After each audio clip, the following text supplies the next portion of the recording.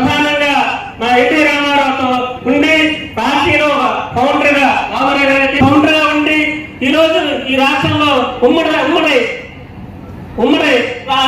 తెలుగుదేశం రాష్ట్రంలో అతను 25 సంవత్సరాలకే మా మంత్రిగా అయితేనే, హోంమంత్రిగా అయితేనే 90 సంవత్సరాలు ఏకదాటిగా మంత్రి చేసిన ఒక అనుభవం ఉన్న ఒక వ్యక్తిని మొన్న ఎంపీ అయ్యే 5 సంవత్సరాలు అయ్యే పార్లమెంట్ లో 2 సార్లు ప్రశ్నించారు. అదేవిధంగా ఈ రోజు సూట్ ప్రశ్నలు అడుగుతున్నాం. వాళ్ళ మంత్రి 15 ఏళ్ళు ఇక్కడ చేశారు చీపురపల్లి ఎన్ని రోజులు చీపురపల్లి వచ్చి పడుకున్నారు, అతను ఎన్ని రోజులు చీపురపల్లి వచ్చి ప్రజలతో సమ్మేళనమయ్యారు, ఎన్ని గ్రామాలకు వెళ్ళారు, ఎన్ని మీటింగ్లకు వెళ్ళారు చెప్పని ఈ రోజు చంద్రశేఖర్ సూటిగా ఈ రోజు సభాముఖంగా అతను ప్రశ్నిస్తున్నాం. జైలు పని మాట చెప్పడం కాదు, ఈ రోజు అతను ప్రతిపక్షాలు ఉంటే అనిస్తే నమ్మేస్తారనుకోవడం అసత్యం.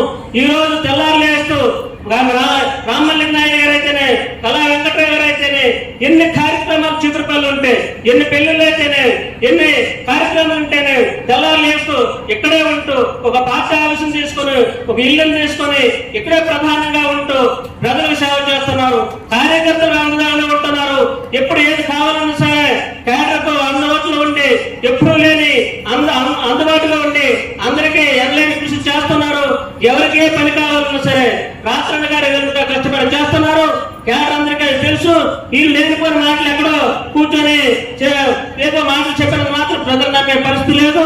వాళ్ళ మంత్రి ఎంతవరకు చేశారనేది అతను వ్యక్తిగా అతను మనసులో ఉంచుకోవాలి. వాళ్ళ మంత్రి అయితేనే, వాళ్ళైతేనే 5 సంవత్సరాలు అయితేనే, అతను 15 సంవత్సరాలు అయితేనే ఏం చేశారని గుర్తుంచుకోవాలనేసి సభాముఖంగా తెలియజేసుకుంటూ ఈ శీర్షిక సమావేశంలో వచ్చిన మహిళలందరికీ ప్రత్యేక ధన్యవాదాలు తెలియజేసుకుంటూ సెలవు చేసుకుంటున్నాం. జై హింద్.